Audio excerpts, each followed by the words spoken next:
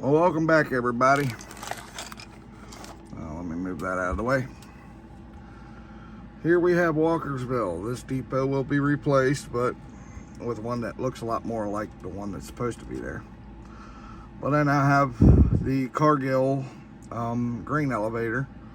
All the difference is it was only 4 silos, and the actual head house was actually away from the tracks. So I've got the start of Purina Chow's, which used to be in Walkersville.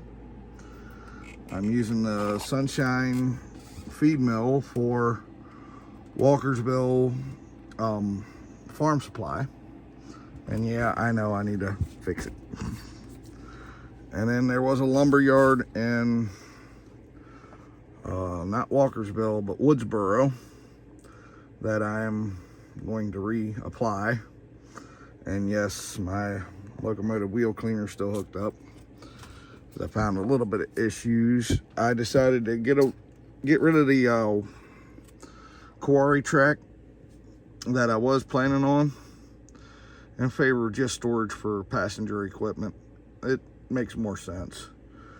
The quarry would have required a little bit too much space taken up in staging.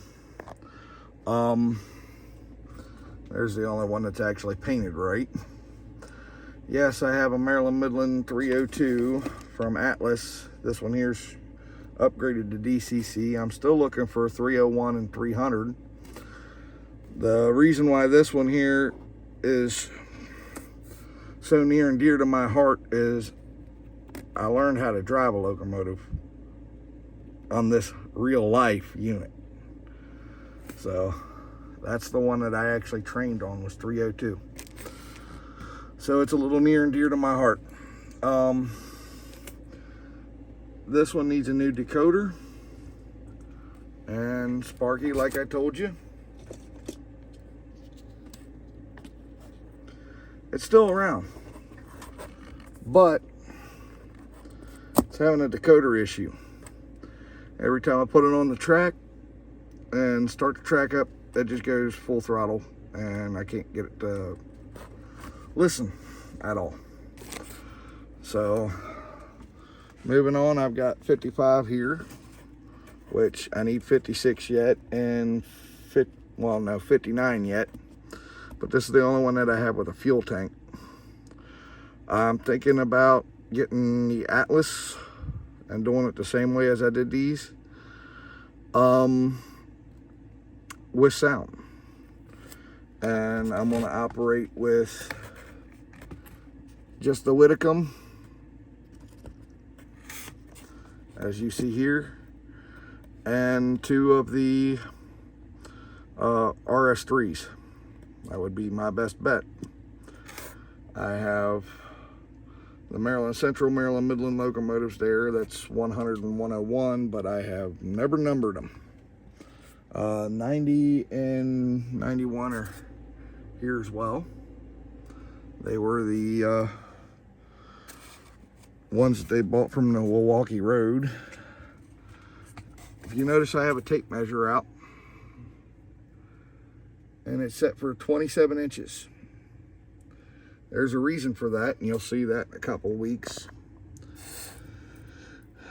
It perfectly fit. So I'm not going to cut it and open that gap up yet, but I actually got the bridges that I was looking for. I had to spend a little bit more money than I wanted to, but I got them. Going on down, this is what's supposed to be the interchange track at Kemar. Notice that I skipped Middleburg and Ladiesburg, pretty much because there's nothing there to switch industries wise, so I see no point in even putting it on there. And yes, that's one of my little homegrown bushes. I have yet to do anything with it but stick it in the layout. The track descends here when it should actually be going up. There's going to be a bridge there coming out towards you That would have been the chassis system main line until 1981, 82? No, 83. Sorry, 1983. When the Maryland Midland bought the east-west line from the chassis system. So, considering the fact that I'm backdating this to, well, to be honest with you, I'm aiming for about 1993, 94. But that way I can still have excursion traffic. And it's a line I remember. So I'm gonna leave it where I know it. It's just going to be representative of the 1980s. We got Kemar fertilizer here with the one lone 2-bay hopper. Mount Trumpmore. That's not really there, but I'm going to incorporate it in the layout just because I like it. We come on back around here, and I'm trying not to break things that are under my feet. I've got a bunch of structures in that box that I still need to rebuild, and a bunch of structures here. Yes, you can see my tidy tracks there. Now, this is my staging yards, my staging tracks. There's 1 and 2, and I do use them. I've actually been out here running a few operating sessions just so that I can get the feel of it. But it gets hidden by fascia. So when you actually operate in the layout, this is about what you can see of it at eye level. Yeah, that's my gradient gauge.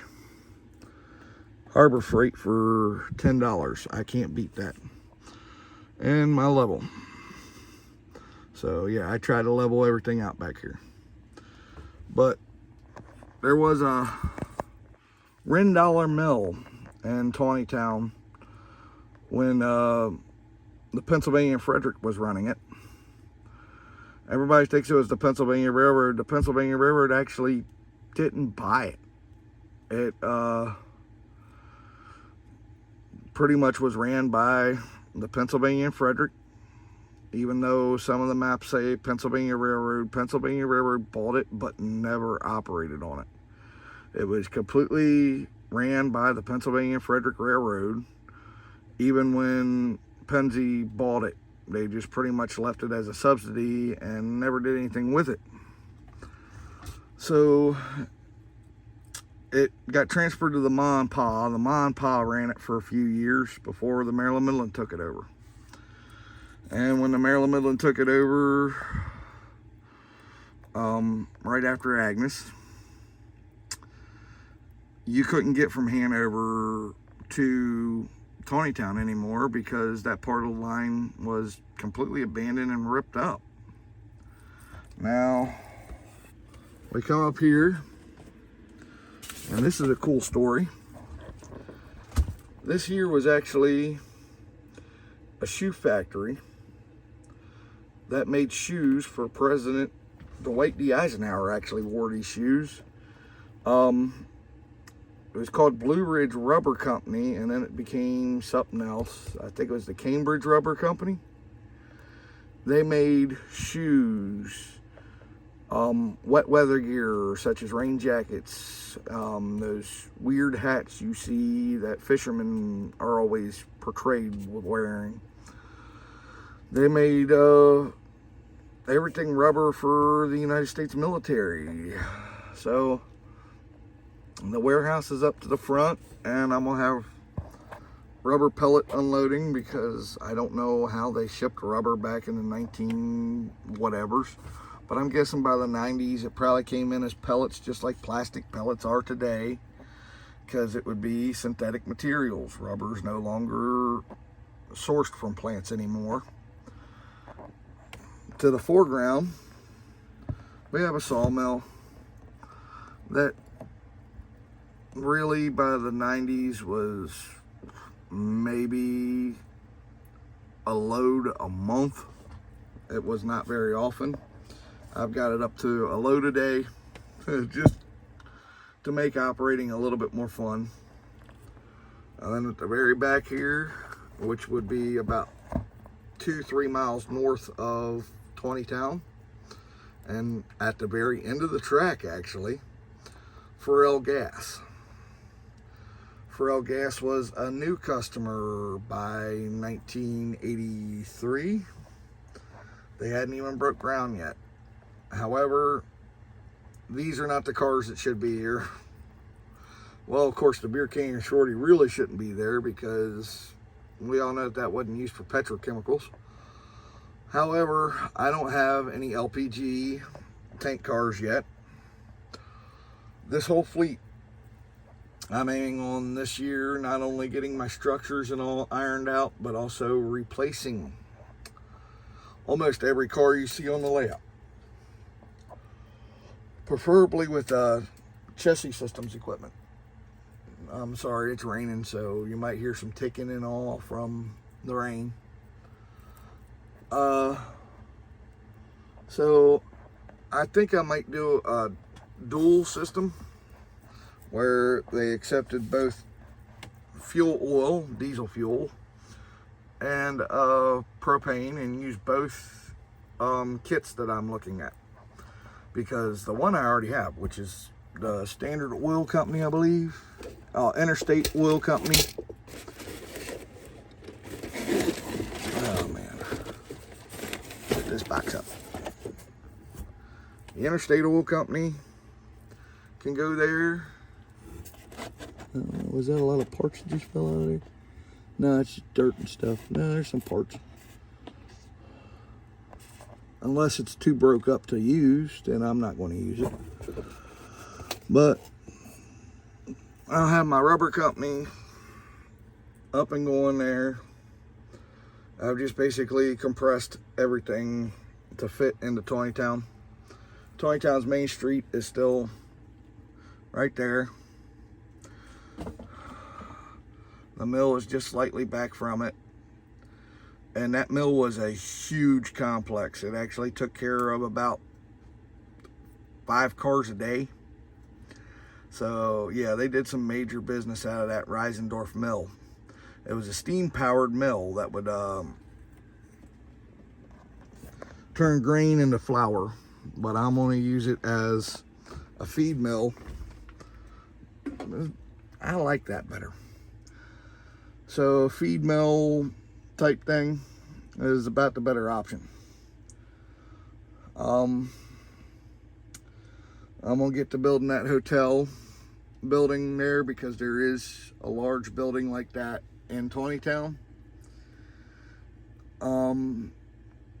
That'll make more sense for up near the main street, main corner, because there's a couple 4-story buildings there. I used a magic eraser to clean my tracks. That actually worked out really well. That's just one of those magic erasers you get from the Dollar General. It's the cheap one. And it actually worked. It cleaned my track pretty good. I still have scenery materials. I'm gonna use that gray ballast as just side of the road stuff. I'm gonna wind up going to Petco or PetSmart and picking up the blue and white sand that I got for my fish tank. The reason why I'm gonna do the ballast that way is because the ballast on the Maryland Midland is blue and white limestone. It's a very unique shade. It looks blue from a distance but has a little hint of white to it. So it's a very light blue and it looks pretty, but I can't find it from anybody that supplies model railroad ballast. That's about the closest that I can get, and if that was just a tint blue, that would actually work, but there's no blue tint to it. So I hope you guys like this. As you can see, I'm in a shed that I built. So I hope you guys like this little overview. This is the end of 2024. We're going into 2025. it looks like the economy has already started to pick up around here in anticipation of what's going to happen. I hope it continues to follow through, and I hope gas continues to drop, because we're now down to about $3 a gallon from what was $4 a gallon last year this time. So, and it steadily rose up there in the past 4 years. If everything keeps going the way that it's going, I should have no problem getting back to work on this layout more often. I mean, my mother got me a Christmas present that I really do enjoy, and I've been using it. The Woodland Scenic Track Cleaning Kit, the full thing. And I have to tell you, I got to give that thing 100 out of 100, because I'm barely getting a stall now or anything on my layout. There's still a few trouble spots left, but not many. And that thing really has done what I thought was impossible. So I'm gonna catch you guys later. This is already 16 minutes long. I'll let y'all get some breather and enjoy. No, I'm not getting rid of any locomotives or anything else like that, because I want to build the full roster of the Maryland Midland. That includes all the freight cars and everything else. Even if I never get a chance to build the entire thing, I'll be happy with just having Walker's build a Tawnytown. And I know you guys are looking at white going, why am I looking at just nothing? So I'll just give you guys an overview of the yard, see some of the locomotives. If there's anything that you guys want to ask, go ahead. There's one book that I would suggest, and you can get it through the Historical Society of the Western Maryland Railroad and Union Bridge. And that little book is called The Little Engine That Could and Did: The Story of the Maryland Midland Railway. I know it's out of print. They've got several hundred copies still. And I believe that they will reprint if they're bought up. And they're only like $2, $3 a book. So go ahead and contact them in Union Bridge, Maryland. And see what you can get. It's a good little read. It'll give you a lot of history and good insight. I kind of wish that, you know, some of these model railroad companies would take a look into these short lines, even if they no longer exist, like the Maryland Midland no longer exists, and make some models. You know, a lot of us follow these fallen flags. I know that Highball Graphics has the decals for the stone hoppers, which is what I use to letter my locomotives. And they have the decals for the concrete hoppers, which is black letters, on gray 2-bay PS2 hoppers. However, and I should have paid more attention before I ordered it online, the Kato PS2 hoppers have square hatches when the concrete hoppers have round ones. So I messed up on that.